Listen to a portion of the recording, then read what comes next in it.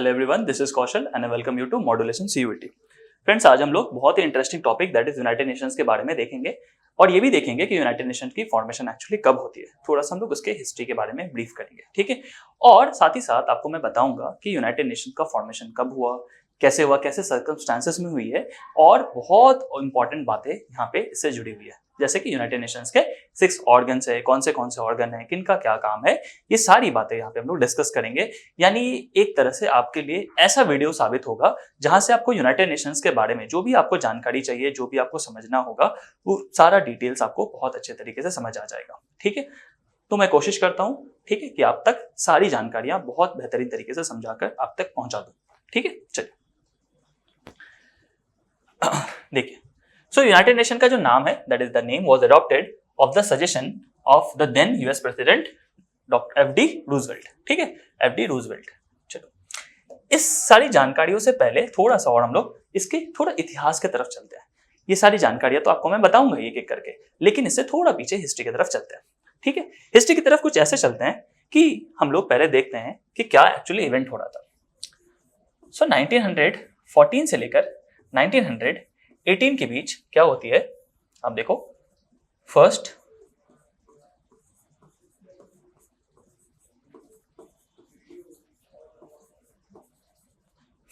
World war होगी, ठीक है। 1914 से लेकर 1918 के बीच फर्स्ट वर्ल्ड वॉर होगी, और फर्स्ट वर्ल्ड वॉर का कॉन्सिक्वेंस बहुत ही खराब होता है, राइट।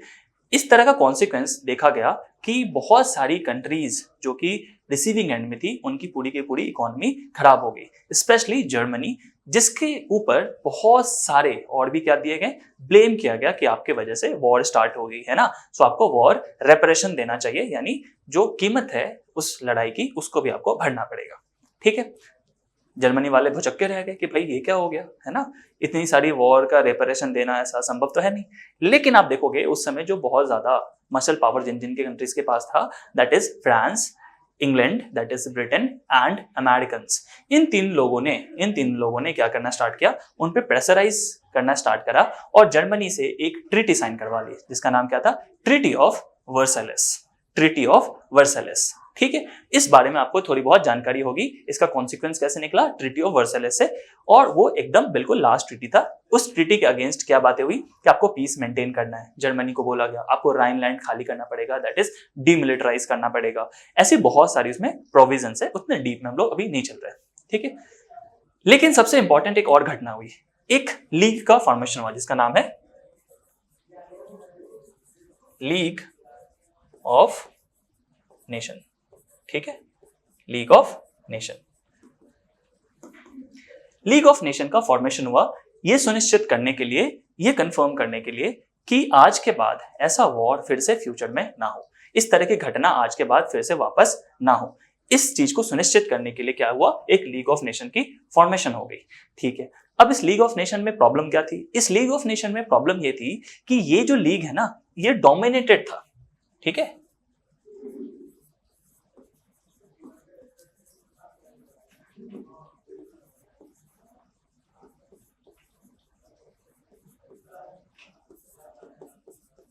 ये पावर जो पावरफुल कंट्रीज थे उनके थ्रू ही डोमिनेटेड था, दैट इज इसमें फ्रांस थे, इसमें आप देखो ब्रिटेन है,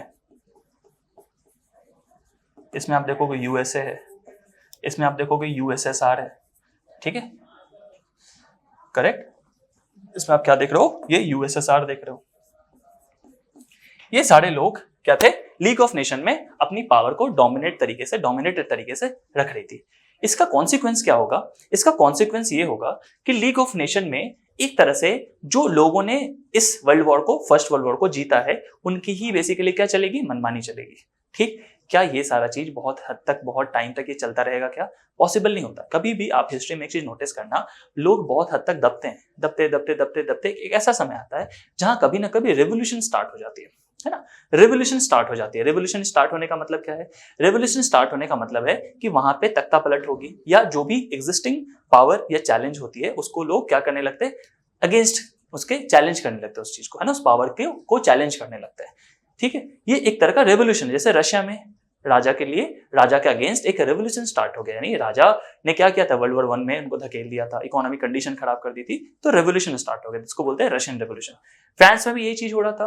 फ्रांस में आप देखोगे लुई जो बर्बन फैमिली से थे, ठीक है, वो 16 जो है लुई 16, उनका भी इस तरह से ही काम स्टार्ट हो गया। दैट इज उन्होंने बहुत हद तक क्या कर दिया, लोगों को गरीबी में ढकेल दिया। वहां पे आप देखोगे खाने पीने की बहुत लाले आ चुके थे, तो लोगों ने रेवोल्यूशन कर दिया, जिसको बोलते हैं लोग फ्रेंच रेवोल्यूशन। ठीक है, इस तरह का कंडीशन आपने हिस्ट्री में बहुत बार देखा होगा। ठीक, जब अगर आपने ये सारी चीजें समझ लिया तो आपको ये समझ में आ गया होगा कि सर लीग ऑफ नेशन का भी कुछ ऐसा ही होगा। यानी जो छोटे मोटे कंट्रीज हैं, क्या इनका कुछ कहने का है, कुछ भी इनका इंपॉर्टेंस है? जी नहीं, बिल्कुल नहीं था। यानी कहने को लेकर लीग ऑफ नेशन बना दिया गया और बहुत सारे कंट्रीज को उसमें डाल दिया गया, लेकिन क्या उसमें किसी भी और कंट्री का कुछ बोलबाला था, कुछ भी उनका आप देखोगे कुछ भी एक तरह का इंपॉर्टेंस था क्या? बिल्कुल नहीं। उसमें उनकी इंपॉर्टेंस ही नहीं थी, उनकी कुछ वैल्यू नहीं थी, उनके बातों का कोई वैल्यू नहीं था। ये सारे कंट्रीज क्या करते थे, उस लीग ऑफ नेशन को डोमिनेट करते थे। यही इकलौता कारण बना और ट्रीटी ऑफ वर्साइलेस का बहुत हार्श आप देखोगे जो पूरी की पूरी प्रोविजंस थी, ये दो ऐसे फैक्टर्स बने जिसकी वजह से जर्मनी ने फिर से अटैक कर दिया। किसके ऊपर? आप देखोगे पोलैंड के ऊपर। ठीक है, तो अब एक बात बताओ मुझे, लीग ऑफ नेशन फेल हो जाएगी, ठीक है, फेलियर होगी लीग ऑफ नेशन की, इसकी क्या हो गई? Failure, failure of LON, league of nation. ठीक है, लीग ऑफ नेशन का फेलियर हो गया। ठीक है, लीग ऑफ नेशन फेल हो जाने के बाद फिर से क्या होता है, ये रिजल्ट करता है, that is league of nation का फेलियर की वजह से क्या होगा, देखो, रिजल्टेड इन वर्ल्ड वॉर 2। ठीक है, ये देखो बहुत इंपॉर्टेंट बात मैं बता रहा हूं, that is failure of league of nation की वजह से क्या हुआ, resulted in world war 2। World war 2 start हो गई और वर्ल्ड वॉर 2 कब से कब तक चला है? 1939 से लेकर 1945 तक। ठीक है, ये सारे ईयर्स को आप ध्यान से, ठीक है, इन सारे ईयर्स को आप ध्यान से इस चीज को समझ के चलो। ठीक है, चलो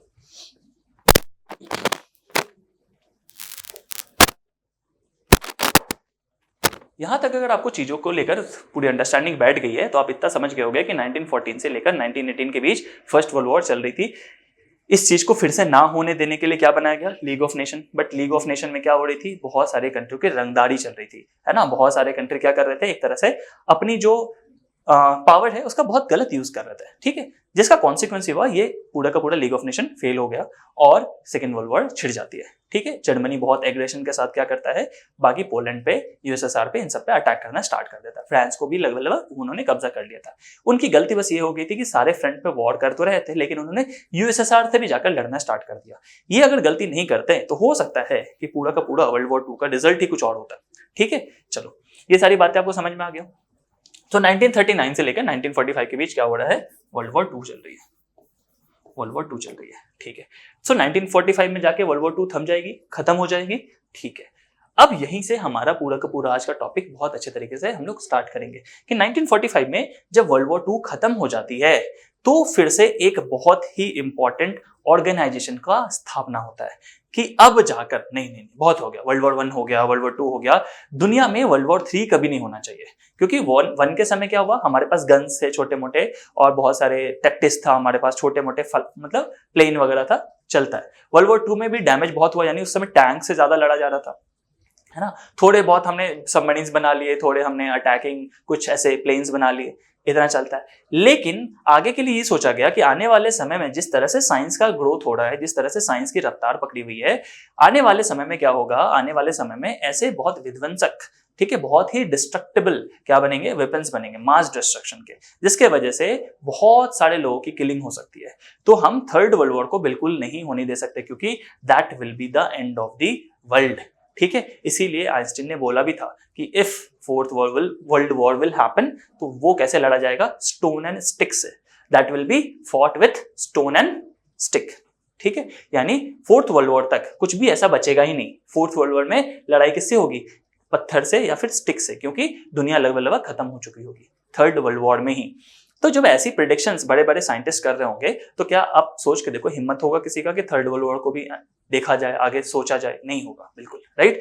तो जब नहीं देखना चाहते तो इन्होंने क्या करना स्टार्ट करा, एक ऑर्गेनाइजेशन की स्थापना करी, इस बार थोड़ा ज्यादा लिबरल, थोड़ा ज्यादा सॉफ्ट, जिसमें सारी कंट्री की बातें सुनी जाएगी। ऐसे तरीके से ऑर्गन्स बनाओ जाकि सारे कंट्री यहाँ पे एकोमोडेट हो पाए। ठीक है, और कुछ 4-5 कंट्रीज को क्या दिया जाए, सबसे इंपॉर्टेंट पावर दिया जाए, यानी सिक्योरिटी काउंसिल में उनको जगह दिया जाए, ताकि मैक्सिमम जो डिसीजंस होंगे, मेजर जो डिसीजंस होंगे, वो कौन उठाएंगे, वो 5 कंट्रीज उठाएंगे। तो 4 कंट्री तो देखो यहीं पे लिखा हुआ है, that is France, Britain, USA and USSR. USSR मतलब आज के समय का रशिया, ठीक है, आज के समय का रशिया। ये 4 तो परमानेंट मेंबर्स है ही। और आपको कौन सा सुपर पावर दिख रहा है, कहीं ना कहीं आपको दिख रहा है चाइना, दैट इज चाइना। तो हम 5 कंट्रीज को क्या बोलते हैं, परमानेंट 5 कहते हैं, या जिसको सिक्योरिटी काउंसिल में हमने क्या बना के रखा है, परमानेंट सीट देके रखा हुआ है। उनके पास अपना वीटो पावर होता है, यानी पूरा दुनिया कुछ भी कहते हैं, एक इंसान ने अगर मना कर दिया तो वो मना हो जाएगा, क्योंकि उनके पास वीटो पावर है, अपनी एक स्पेशल पावर है, जिसके वजह से वो सारे के सारे प्रोग्रेशंस को, सारे के सारे प्रोसीडिंग्स को क्या कर सकते हैं, रोक सकते हैं या मना कर सकते हैं। क्लियर है चीजें? चलो, ये तो बेसिक अंडरस्टैंडिंग थी जो हमने वर्ल्ड वॉर 1 वर्ल्ड वॉर 2 से थोड़ा सा ले लिया, ठीक है। अब चलते हैं इसमें जो हम लोग बात कर रहे थे। सो यूनाइटेड नेशंस, यूनाइटेड का मतलब क्या होता है, इकट्ठा। तो सारे नेशंस को इकट्ठा करते हैं और क्या करते हैं, एक अच्छा सा ऑर्गेनाइजेशन बनाते हैं जिसमें प्रॉब्लम ना आए, ठीक है। ये किसका सजेशन था, उस समय के यूएस प्रेसिडेंट, जिसका नाम क्या है, एफडी रूजवेल्ट, एफडी रूजवेल्ट, ठीक है, रूजवेल्ट। एफडी रूजवेल्ट ने बोला कि हम लोग एक यूनाइटेड नेशंस को अडॉप्ट करते हैं और बनाते हैं, सो दैट उसमें बहुत सारी कंट्रीज को हम रखेंगे और इस बार रिप्रेजेंटेशन थोड़ा अच्छे तरीके से बांटेंगे, ठीक है। चलो, बन गया। To prepare the format of the UN, a meeting of representatives of prominent countries held from 21 August to 7 October of 1944, ठीक है। तो बातें पहले ही चलने लगी थी। 1945 में तो क्या हुआ था, आप देखोगे अमेरिका ने बॉम्ब गिराया था, that is Hiroshima and Nagasaki पे, ठीक है। उससे पहले ही बात स्टार्ट हो गई थी 21 अगस्त टू 7 अक्टूबर के बीच। जितने भी प्रोमिनेंट कंट्रीज थे उस समय, यानी बड़े बड़े कंट्रीज थे, उनके बीच में बात स्टार्ट हो गई थी कि हमें इस वॉर को रोकना पड़ेगा, अदरवाइज क्या होने वाली है, बहुत ज्यादा डिस्ट्रक्शंस होगी, ठीक है। और ये होता कहां पे, देखो, at Dumbarton Oaks building in Washington, ठीक है। उस समय जो वॉशिंगटन, दैट इज यूएसए की राजधानी है वॉशिंगटन, यहाँ पे बहुत प्रोमिनेंट कंट्रीज यहाँ पे बैठते हैं। प्रोमिनेंट कंट्रीज आपको समझ में आ गया होगा। उस समय एक इंपॉर्टेंट बात समझ लो, इंडिया और चाइना उस समय लिबरेट नहीं हुए थे, इस बात को लिख लो, इंडिया एंड चाइना, ठीक है। इसको क्या लिखेंगे, एक्सक्लूडेड, है ना। ये लोग बेसिकली क्या कर रहे थे, ये लोग बेसिकली उस जगह पे प्रेजेंट नहीं थे, क्योंकि इनको अभी इंडिपेंडेंस नहीं मिली, इंडिया 1947 में और चाइना उसके भी बाद, ठीक है। तो ये लोग एक्सक्लूडेड थे, प्रोमिनेंट कंट्रीज यानी वेस्टर्न जो कंट्रीज थी, जो मैंने आपको बताया है वर्ल्ड वॉर 1 एंड 2 में जो बेसिकली बैठ रहे थे, यानी यहाँ पे जर्मनी को भी बैठाया गया, ठीक है। इनका अपना क्या हुआ, एक मीटिंग स्टार्ट हुआ इस बीच में, ठीक है, कि हम क्या कर सकते हैं, इस वॉर को और कंटिन्यू नहीं कर सकते, क्योंकि पूरी की पूरी डिस्ट्रक्शन हो चुकी है, बाकी जो सिविक लाइफ है वो खत्म हो चुका था, एजुकेशन रुक चुका था, ठीक है। बहुत इंपॉर्टेंट जो लीडर्स हैं, ठीक है, उनकी हालत खराब हो चुकी थी अब, क्योंकि वो फेस नहीं कर पा रहे थे सोशल कॉजेस को, ठीक है, इकोनॉमिक जो कॉन्सिक्वेंसेस है उनको वो झेल नहीं पा रहे थे, ठीक है। तो ये सारी चीजें होगी। So United Nation Organisation, this is UNO, मतलब United Nation Organisation was formed on 24 October 1945, यानी एक साल के बाद फाइनली जब हिरोशिमा एंड नागासाकी का इवेंट हो जाता है अगस्त में, ठीक है, उस समय 24 अक्टूबर को 1945 में यूनाइटेड नेशन ऑर्गेनाइजेशन का क्या होता है, फॉर्मेशन होता है, ठीक है। और 24 अक्टूबर को हम क्या करते हैं, यूनाइटेड नेशन डे भी मनाते हैं, ठीक है। मैंने ये चीज आपको बताया हुआ, 24 अक्टूबर को हम क्या मनाते हैं, यूएन डे मनाते हैं, यूनाइटेड नेशन डे भी मनाते हैं, ठीक है। और ये बेसिकली सुनिश्चित किया जाता है, सबसे इंपॉर्टेंट इसमें क्लॉज यही है, ठीक है, कि अब जाकर किसी भी कंट्री के साथ हम क्या करेंगे, इतना ज्यादा भेदभाव नहीं कर देंगे, ऐसे ट्रीटी साइन नहीं करवा देंगे जिसकी वजह से फिर से सेकेंड वर्ल्ड वॉर जैसी कंडीशन हो जाए, ठीक है, जैसे कि ट्रीटी ऑफ वर्साइलेस में हुआ था, ठीक। एंड थर्ड वर्ल्ड वॉर को हमें हटाना था, निगेट करना था, दैट इज हम और भी ऐसे वॉर को देख नहीं सकते थे, ठीक है। तो ये बेसिक बात है। तो आपको समझ में आ गया कि यूएस प्रेसिडेंट एफडी रूजवेल्ट का ये बेसिकली किया हुआ, प्लान किया हुआ चीज है ना। प्रोमिनेंट कंट्रीज एक साल पहले बैठ के इस बात पे डिस्कशन कर लेती है, ठीक। और इसका इंप्लीमेंटेशन कहां होता है, 24 अक्टूबर 1945 को। क्लियर है? चलो। So the Charter of the UN was signed on 26th June 1945 by representatives of 50 nations. ठीक है, though the number of founder members countries was 51 who attended San Francisco Conference. ठीक है, तो छोटी सी बात मैं बताता हूं पहले। 1945 में ही, ठीक है, 51 कंट्रीज को बुलाया गया, आप एक सैन फ्रांसिस्को में बुलाया गया, एक कॉन्फ्रेंस करते हैं, सब बैठते हैं और बात करते हैं कि क्या क्या उसमें प्रोविजन डाला जाए।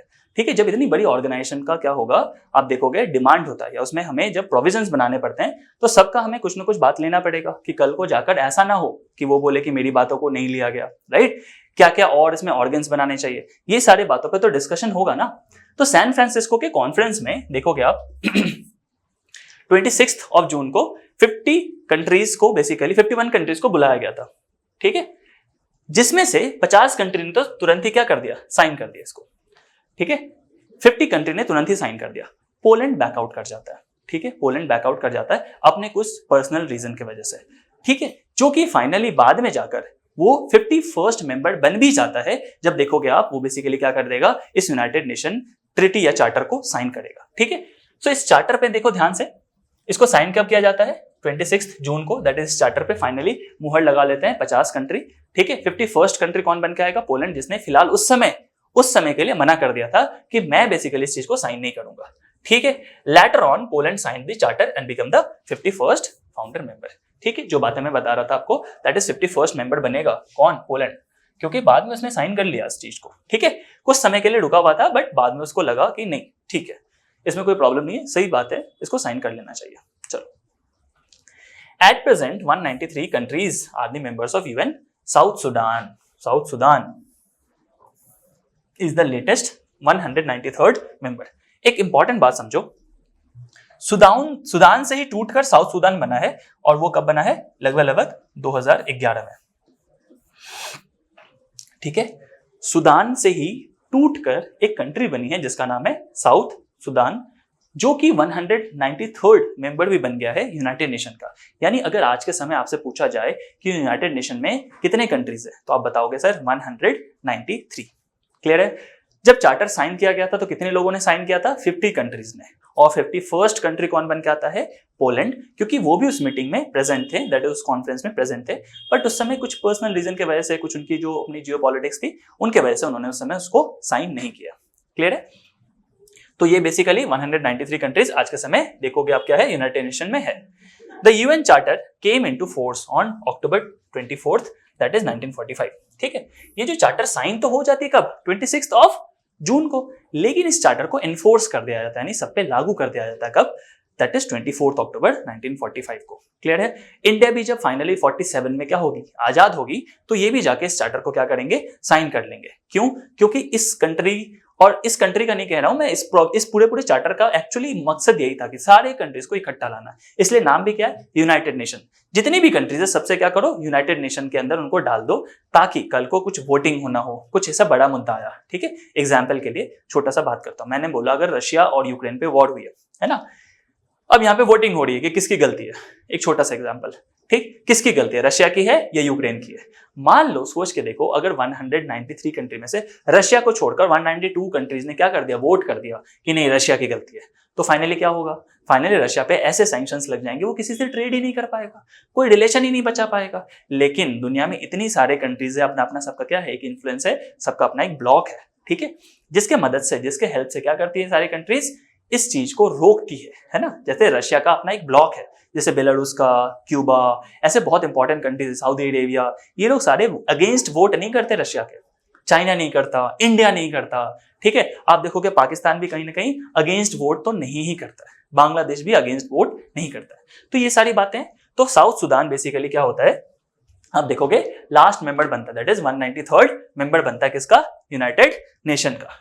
क्लियर है। चलो, and साथ ही the United Charter came into force on 24th of October 1945 when the governments of China, France, the UK, the Soviet Union and the USA and a majority of other countries had ratified it. Ratified का मतलब होता है finally, final मोहर लगा देना, यानी government side से finalise कर देना कि भाई अब हम गवर्नमेंट लेवल पे क्या है, इस चीज में एंगेज्ड है ना। यानी वो जो 5 कंट्रीज थी जिसको हम लोग परमानेंट 5 बता रहे थे, मैंने आपको बताया था इसके बारे में, दैट इज यूएसए, ठीक है, चाइना, यूएसएसआर, ठीक है, अब देखोगे ब्रिटेन एंड फ्रांस, ठीक है, यानी the UK and the France. ठीक, ये सारे 5 कंट्रीज, और साथ ही जो इंपॉर्टेंट और भी कुछ कंट्रीज थी उस समय, ठीक, इन लोगों ने फाइनली इसको क्या कर दिया, रेटिफाई कर दिया, यानी गवर्नमेंट के साइड से वो सील और मुहर लग जाती है। क्लियर है, कोई दिक्कत नहीं होनी चाहिए। तो ये कब हुआ था, 24 अक्टूबर 1945 में, लेकिन इन्होंने साइन कब कर दिया था इस चार्टर पे, 26 जून 1945 को। ठीक है, सिर्फ और सिर्फ एक पोलैंड बच गया था जिसको बाद में उन्होंने साइन किया।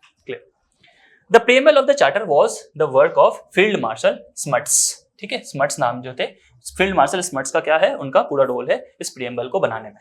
ठीक है, प्रीएम्बल मतलब हर एक चीज का, हर एक ऑर्गेनाइजेशन या हर एक पर्टिकुलरली आप देखो चार्टर का क्या होता है, अपना प्रीएम्बल होता है। जैसे कॉन्स्टिट्यूशन जो है हमारे इंडियन कॉन्स्टिट्यूशन, उसका भी एक अपना प्रीएम्बल है ना, जिसमें ज्यादातर कॉन्ट्रीब्यूशन किनका है, आप देखोगे पंडित जवाहरलाल नेहरू का है, राइट। उसमें उन्होंने बहुत सारे वर्ड्स दिए थे। Next, the headquarter of the UN is situated in New York, USA.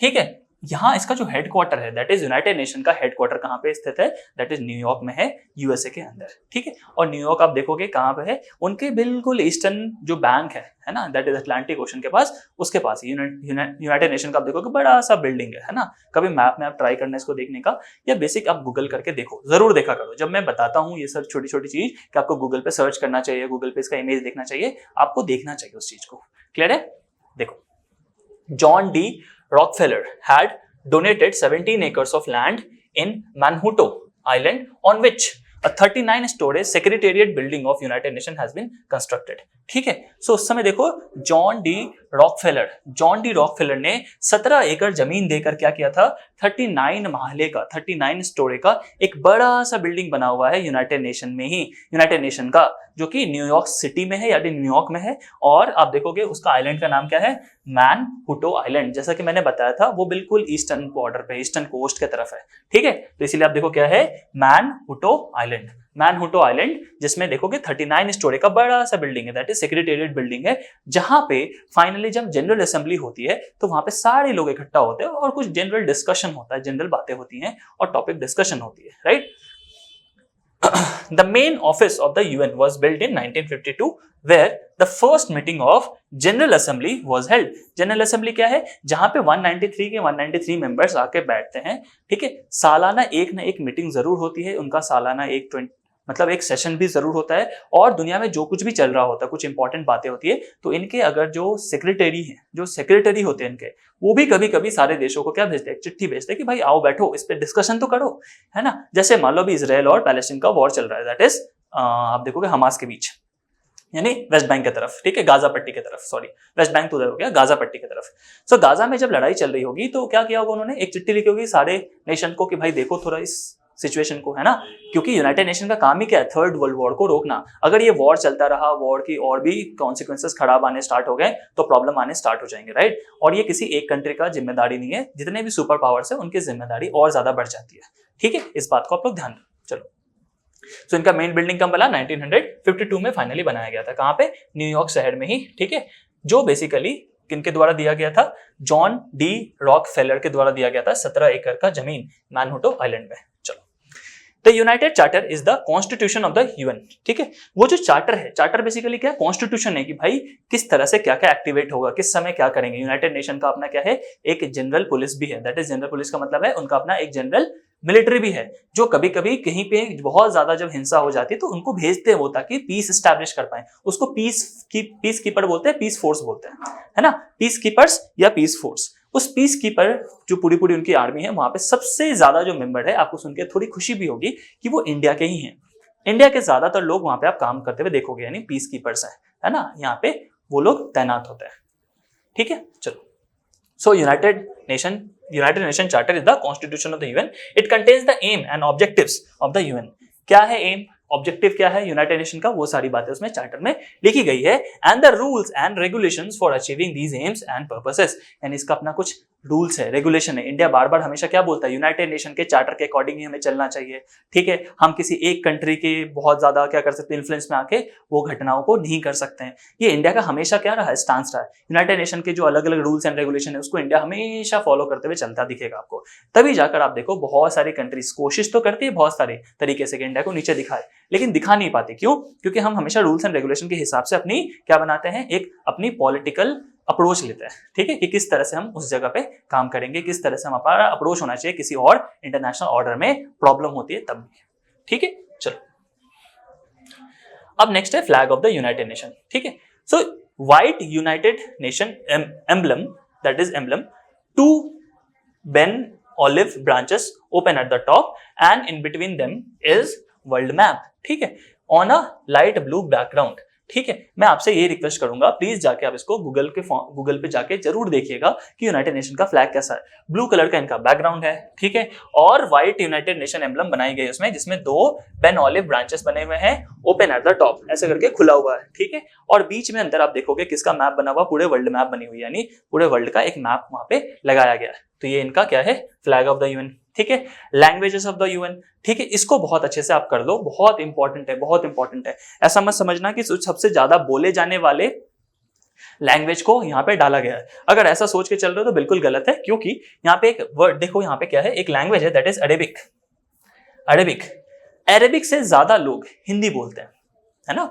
Arabic से ज्यादा लोग क्या बोलते हैं, हिंदी बोलते हैं। लेकिन अरेबिक यहाँ पे क्यों है, क्योंकि इन्फ्लुएंस की बात है, ठीक है। जब हम इंडिया में बात करते हैं कि हिंदी को हम अपना ऑफिशियल लैंग्वेज बनाएंगे, तो ही बहुत सारे क्या होते हैं, बहुत सारे लोग उसके अगेंस्ट आ जाते हैं। लेकिन सोच के देखो, अगर जिस देश का अपना ऑफिशियल लैंग्वेज ना हो, क्या उस लैंग्वेज को यूनाइटेड नेशन में जगह मिल पाएगी, नहीं मिल पाएगी।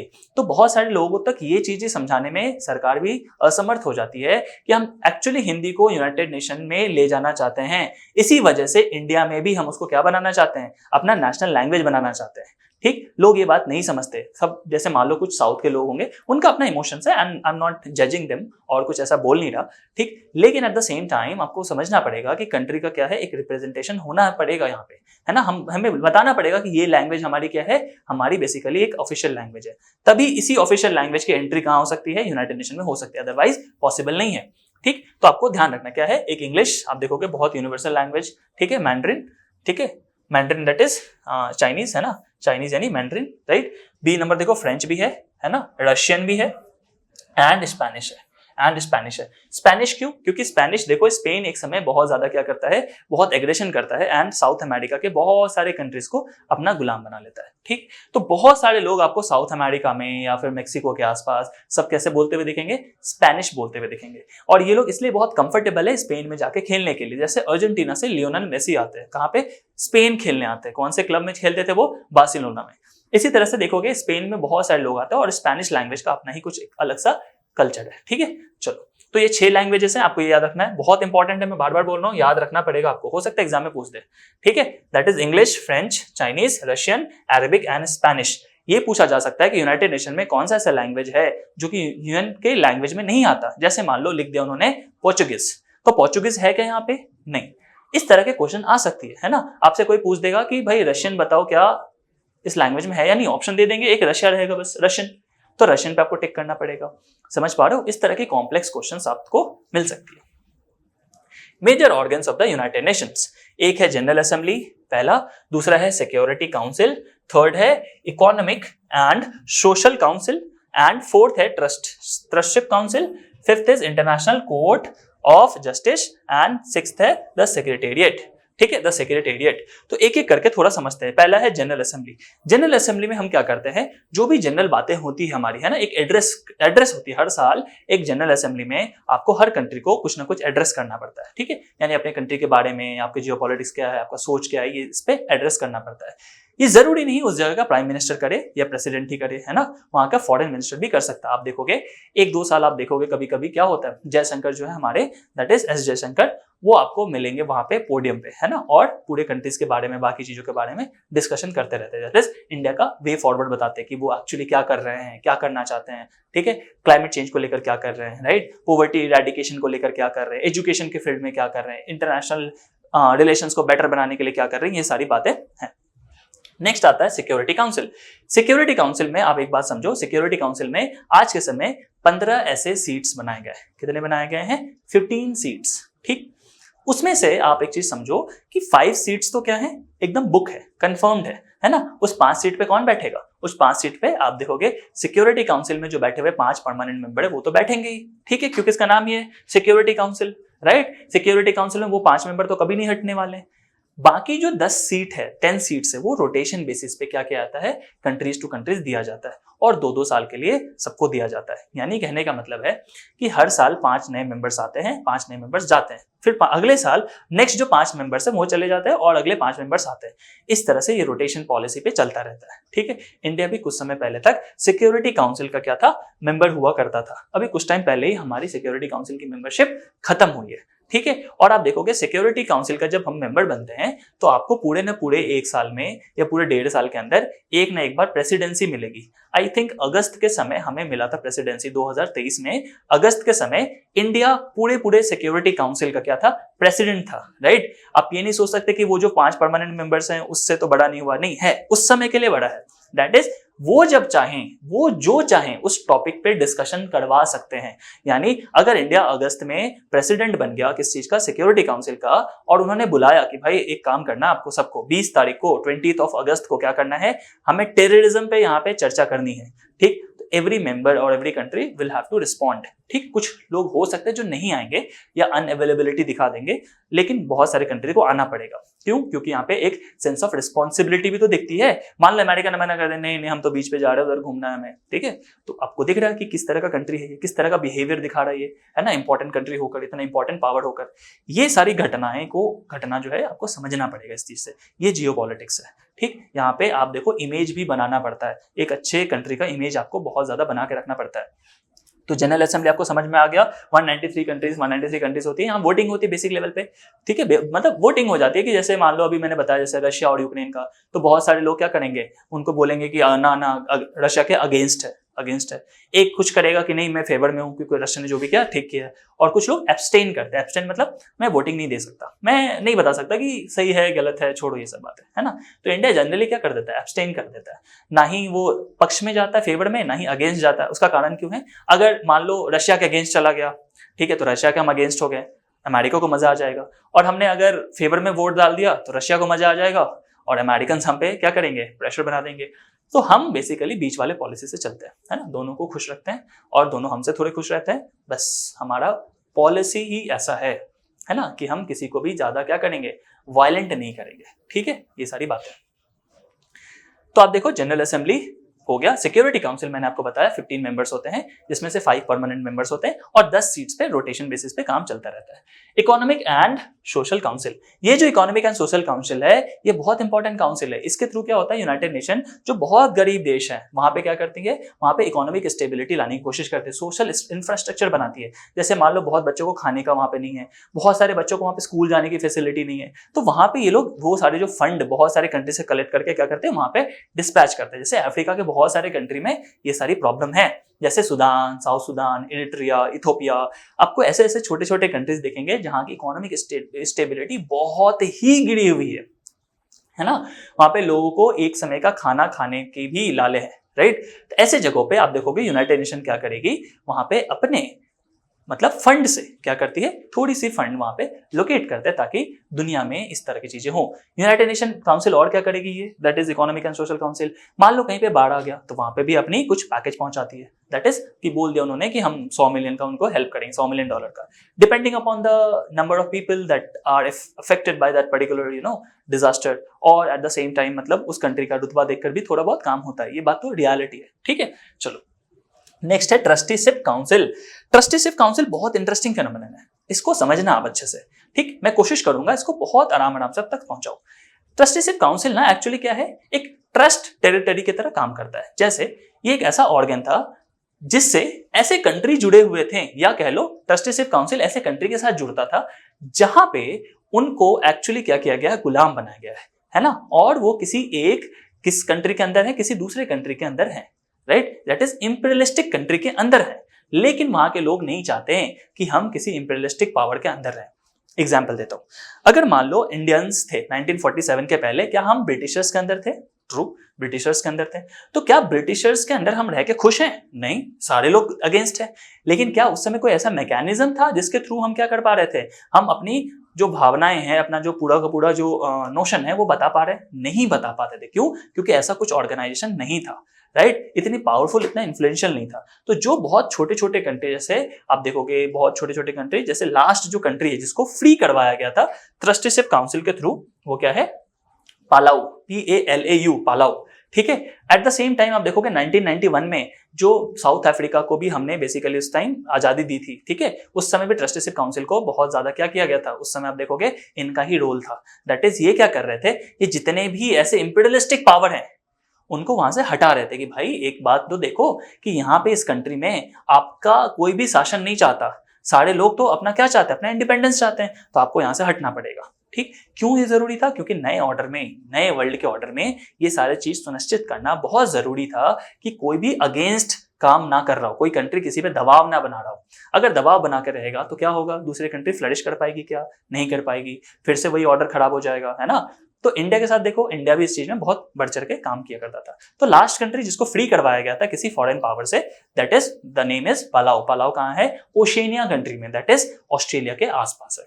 क्लियर है ये बातें। चलो लास्ट है, देखो sorry, international court of justice. International court of justice ये क्यों होता है, ये इसलिए होता है बिकॉज कुछ इंटरनेशनल मुद्दे आते हैं जिसको हम किसी सुप्रीम कोर्ट में हल नहीं कर सकते। जैसे इंडिया और पाकिस्तान का मुद्दा है, इसको कहाँ हल करोगे आप, इसको क्या इंडियन सुप्रीम कोर्ट में करोगे या पाकिस्तान के सुप्रीम कोर्ट में करोगे, नहीं, इंडियन सुप्रीम कोर्ट इंडिया के पक्ष में देगा, सुप्रीम कोर्ट पाकिस्तान के पक्ष में केस दे देगा।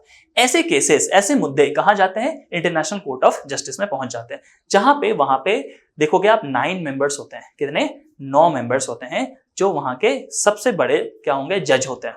ऐसे जो जज होते हैं वो करते क्या है, वहां पे केसेस को सुनते हैं, ठीक है, उनकी भी बेंच बनती है, ठीक। और जो इंटरनेशनल कोर्ट ऑफ जस्टिस है, वहां जो कुछ भी एक बार फैसला दे दिया गया, every country is binded to particularly like to follow that particular instruction और द जस्टिस सिस्टम।